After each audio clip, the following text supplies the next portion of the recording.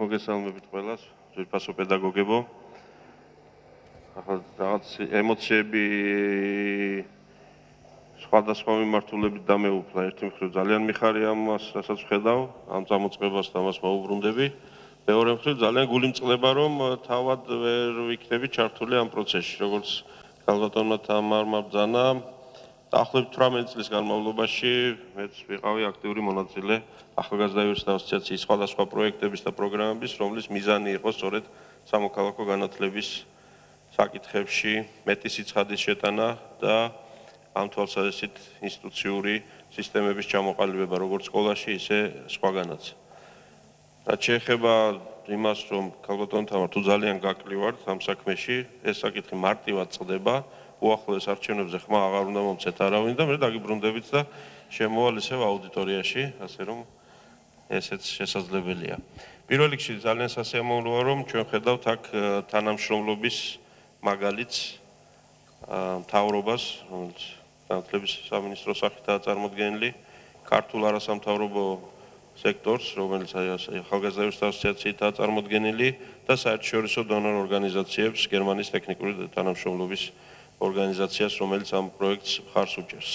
ეს არის სწორედ ის მაგალითი, რომელიც გვინდა რომ ძალიან ხშირად და ძალიან ბევრჯერ გამეორდეს, იმიტომ რომ ცალკე მცდელობები, არც მთავრობის, არც არასამთავრობო ორგანიზაციების, არც დონორების არ არის იმ შედეგის და იმ ეფექტის მომტანი, რაც თავიდან დასახულია ხოლმე.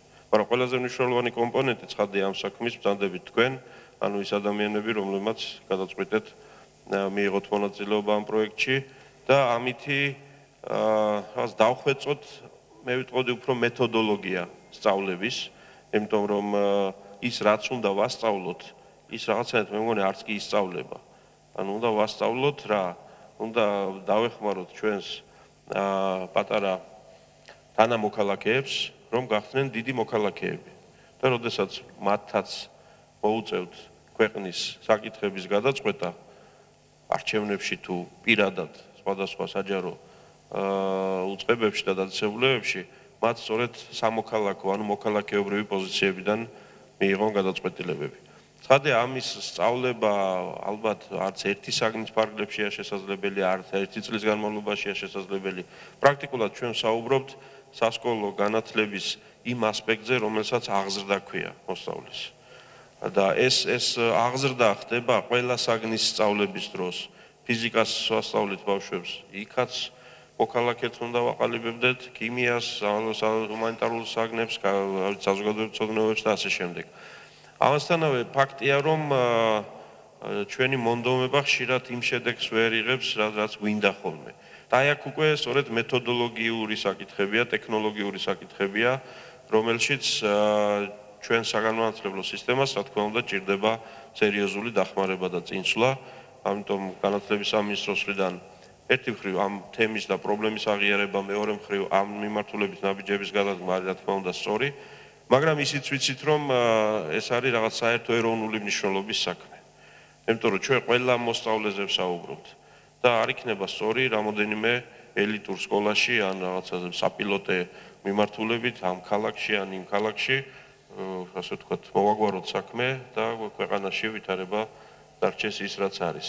ამიტომ ძალიან მნიშვნელოვანია, რომ ის, რაც ამ პროექტის ფარგლებში იქნება მიღწეული, მოხდეს მისი გავრცობა და ეს ასეცაა ჩაფიქრებული, როგორც ვიცი, ამ პროექტის მონაწილეთა მხრიდან, ორგანიზატორების მხრიდან და აი ამ ნაწილში უკვე მინდა შემოგთავაზოთ ჩვენი დახმარებაც, ამ შემთხვევაში პარლამენტის წევრების დახმარება, იმიტომ რომ პარლამენტის წევრის ერთ-ერთი ფუნქცია და დანიშნულება ზუსტად ესაა, ხო?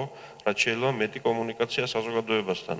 და საზოგადოებაში ცხადია ჩვენ გულისხმობთ მოსწავლეებს, სტუდენტებს და სხვა შორის სხვა თვალსაზრისითაც არაერთხელ დადასტურდა, რომ რაღაც გარკვეული სიახლეების, იდეების საზოგადოებაში განვრცობა ძალიან ხშირად მოსწავლეზე გავლით ყველაზე უკეთ ხდება. იმიტომ რომ მოსწავლე, რომელიც სახლში მიდის და მშობელს რაღაცა კითხვას უსვამს და აიძულებს მშობელს ამაზე იფიქროს, ან ჩაერთოს გარკვეულ დებატებში, გარკვეულ გაცვლა-გამოცვლაში, ეს ყველაზე უფრო ეფექტური საშუალებაა შესაძლოა სწორედ მშობლებამდე, ჩვენი თაობის ადამიანებამდე გარკვეული სიახლეების მიტანა. ეს სიახლეები რომ აუცილებელია, ეს უნდა ვაღიაროთ, ეს არანაირი სირცხვილი არ არის, ეს არანაირი ის არ არის არგუმენტი, რომ ვიფიქროთ, რომ ჩვენ ქართველები რაღაცა არ ვიცი, ჩამორჩენილები ვართ ან გვაკლია რაღაცები, უბრალოდ ცხოვრება მოიტანა ასე. სხვა სისტემა იყო, ქვეყანაში სხვა პრინციპებს ეფუძნებოდა ჩვენი ცნობიერება, სხვა რამისთვის გვამზადებდნენ ჩვენ, როდესაც სკოლაში ვსწავლობდით. მაშინ მოქალაქე, მე გახსოვთ ის ცნობილი გამოთქმა, ჭანჭიკიო ხო სახელმწიფოს. ხო ახლა ჩვენ ვამბობთ, რომ არა, ჩვენი ბავშვებიდან ჭანჭიკები კი არ უნდა გავზარდოთ. ჭანჭიკი იყოს სახელმწიფო თვითონ. ჩვენ ვზდით თავისუფალ პიროვნებებს, ადამიანებს, რომლებმაც ამაყად უნდა გაიარონ ცხოვრების გზა და იმიტომ კი არ უნდა იცხოვრონ, რომ რაღაც აბსტრაქტულს ემსახურონ სახელმწიფოს. იმიტომ უნდა იცხოვრონ, რომ იყვნენ ბედნიერები. საკუთარი ბედნიერებას მიაღწიონ, საკუთარ ოჯახს ემსახურონ, შვილებს ემსახურონ, სამშობლოს ემსახურონ, სახელმწიფოს ემსახურონ.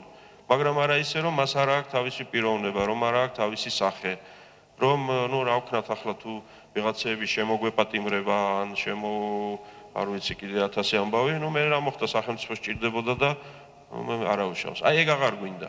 ეს რომ აღარ გვინდა, როგორ მოვახერხოთ ის, რომ ახალი თაობა ჩვენი მოსწავლეები, სტუდენტები იყვნენ რაც შეიძლება თავისუფალნი, რაც შეიძლება ღირსეულნი, მაგრამ ამასობაში რაც შეიძლება მეტი პასუხისმგებლობით დატვირთულნი. აი ეს ორი როგორ მოვახერხოთ ერთმანეთთან. მე პირადად იურიდიულ სასწავლებელში, იურიდიულ ფაკულტეტზე, უნივერსიტეტში, როდესაც სწავლა დავიწყე, 85 წელი იყო, ჩვენ გვასწავლიდნენ მოვალეობებს. რა ვალდებულებები აქვს საბჭოთა მოქალაქეს. უფლებები ეს იყო მეორე ხარისხოვანი. ახლა ჩვენ ვლაპარაკობთ, რომ პირველი არის უფლება, იმიტომ რომ პირველი არის პირველი არის პიროვნება. ამას გვეუბნება კონსტიტუციაც, ამას გვეუბნება ბიბლიაც. გინდა საერო, გინდა საეკლესიო მხრიდან შეხედე, მთავარი არის ადამიანი. და ახლა ეს ადამიანი მთავარი რომ არის, ამასობაში როგორ მოახერხოს მან, რომ იყოს მთავარი, იყოს ღირსეული, და ამასობაში გვერდზე მდგომი ადამიანი ასეთადვე აღიაროს.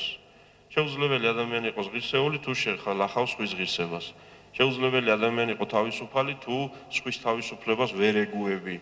შეუძლებელი ადამიანი იყო მოქალაქე, თუ როგორც კი სხვა მოქალაქე სხვა აზრი გაუჩნდა, ან სხვა ფერის პარტია მოეწონა, ეგრევე ის მტერია, მოღალატეა, ის არ ვიცი რაღაც არასწორი ადამიანია და ასე შემდეგ. ეხლა ეს თითქოს მარტივი ამბებია, მაგრამ როგორ გადავთარგმნოთ ეს ისე, რომ სკოლის მოსწავლეებმა არამხოლოდ უფროს კლასელებმა ეს ამბები იწყება, არ ვიცი, საიდან იწყება, ალბათ თვალს რო გაახელს ახალშობილი, იქიდან იწყება რაღაცეები, მაგრამ ჩვენ სადაც გვაქვს შეხება და როდესაც გვაქვს შეხება ახალგაზრდებთან, აი იქ როგორ მოვახერხოთ ამ საკითხების ძალიან ისეთი დელიკატური კორექტირება ზოგჯერ, ძალიან ისე მიწოდება, ეს ახლა თქვენ იცით, მე ნაკლები ვიცი, სწორედ ის პედაგოგიური ტექნიკა, რასაც ქვია, პედაგოგიური ინსტრუმენტები. როგორც თამარმა აღნიშნა, ამ საკითხებში სამართლებრივი მხარე, რა თქმა უნდა, მნიშვნელოვანია, მაგრამ მე არ მინდა, რა თქმა უნდა, აქამდე დავიყვანოთ ეს საქმე, ეს არ არის მხოლოდ სამართლის სფერო. აქ მორალი და ზნეობა ძალიან მნიშვნელოვანი კომპონენტებია და კიდევ ზოგადი განათლება. ზოგადი განათლება იმის შესახებ, რომ ჩვენ სამოქალაქო განათლების შეტანა საზოგადოებაში არ დაგვიწყია ახლა. ეს არ არის რომელიმე დღევანდელი მინისტრის ან პარლამენტის ან ხელისუფლების მოგონილი ამბავი. და საერთოდ ეს არ დაწყებულა 25 წლის წინ, როდესაც თავისუფალნი გავხდით. ავიღოთ ვაჟა-ფშაველას ნებისმიერი ნაწარმოები და ეს არის სამოქალაქო აზროვნება და სამოქალაქო ღირებულებები. ამიტომ არც ამერიკელებს უსწავლებიათ ეს ჩვენთვის და არც ევროპელებს და ეს ჩვენ ვიყავით ნაწილი იმ კულტურის, იმ ქრისტიანული ცივილიზაციის, სადაც ეს ყველაფერი ხდებოდა. სადაც ჩვენი ქართველი მოაზროვნეები ზუსტად ამ მიმართულებით წერდნენ და უგალობდნენ იმ ღირებულებებს. უბრალოდ ვიცით რაში იყო საქმე. მე-19 საუკუნეში ვაჟა-ფშაველა რომ წერდა, იმ დაწერილის საკითხვა შეეძლო საქართველოს მოსახლეობის 10%-ს. არ მიუწვდებოდა ხელი ამ სიბრძნემდე, არც ჭავჭავაძემდე და არც რუსთაველამდე საზოგადოებას როგორც ასეთს. და თუ მიუწვდებოდა, მერე იმ ნაზიარების რეალობად ქცევა აი აქ იყო კიდე პრობლემა, იმიტომ რომ როდესაც ადამიანი შიმშილის პრობლემა აქვს და ელემენტარული ყოფითი საკითხები აქვს მოსაგვარებელი, იქ ძალიან ძნელია მასობრივად ველოდოთ იმ ტიპის მოქალაქეობრივ დამოკიდებულებას და შეგნებებს, რომელზეც საუბრობთ. კი, გმირები ყოველთვის იბადებიან და ბევრია, ვინც შიმშილსაც უძლებს და ყველაფერს და არის შეგნებული და აქტიური მოქალაქე, მაგრამ ამას ვერ მივახცევთ საზოგადოების დონეზე. ასე რომ ეს ყველაფერი კავშირშია ერთმანეთთან. ეკონომიკური პრობლემებია მოსაგვარებელი, უსაფრთხოების პრობლემებია მოსაგვარებელი, წესრიგის პრობლემებია მოსაგვარებელი. ეს ისტერიული ფონებია მოსახსნელი საზოგადოებაში. იმიტომ რომ ძალიან კარგად ვიცით, თქვენი მთელი წლის შრომა შეიძლება წყალში ჩავყაროთ, მე და ერთმა ჩემმა კოლეგამ თუ არასწორად მოვიქეცით პარლამენტში. იმიტომ რომ ბავშვი რასაც უყურებს, მე რეალობაში რასაც ხედავს, ის იმას უფრო მარტივად ითვისებს, ვიდრე ნასწავლს და მიწოდებულს. ასე რომ ყველას ჩვენი წილი პასუხისმგებლობა გვეკისრება, ამიტომ პარლამენტის მხრიდან მინდა შემოგთავაზოთ, რომ ვითანამშრომლოთ, რაღაც გარკვეული იდეები გვაქვს, ჯერ არ ვიტყვი, იმიტომ რომ იქნებ გავაშალაშინოთ, ხო? იმიტომ რომ ქუთაისი იქნა ნახსენები და მოგესმენებათ, ქუთაისში ხშირად ვართ, ასე რომ ქუთაისში შეგვიძლია მონაწილეობა მივიღოთ რაღაც საკითხებში. და პარლამენტის წევრებს შეუძლიათ სურველები დარწმუნებული ვარ გამოჩნდებიან, რომლებიც შესაძლოა თქვენთან ერთად დაჯდნენ იმ ტრენინგის დროს თუ იმ ოთახში, სადაც ამ თემაზე იქნება საუბარი. თუ სურვილი გექნებათ და მიიწევთ ვინმეს უკვე თქვენს მიერ ჩასატარებელ გაკვეთილზე თქვენ სკოლაში, რომელსაც უკვე ცოტა სხვა დატვირთვა შეიძლება მივცეთ. მაქსიმალურად შევეცდებით, რომ ეს მოხდეს. ყველგან ვერ იქნება, ყველაფერს ვერ გავწყვებით, მაგრამ ეს შესაძლებელია და ამას გავაკეთებთ, რომ ამითი გარკვეული თანადგომა დახმარება გაგიწიოთ.